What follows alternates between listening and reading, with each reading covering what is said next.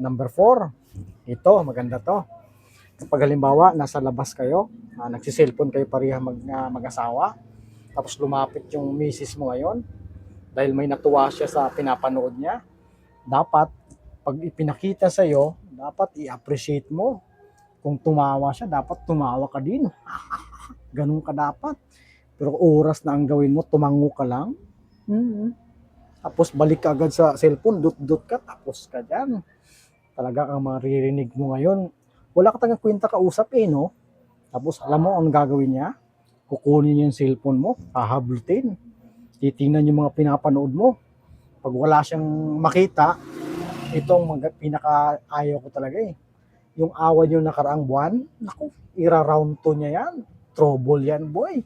Kaya ang pinakamaganda mo talagang gawin, i-appreciate mo talaga para walang apoy. Tahimik yung buhay.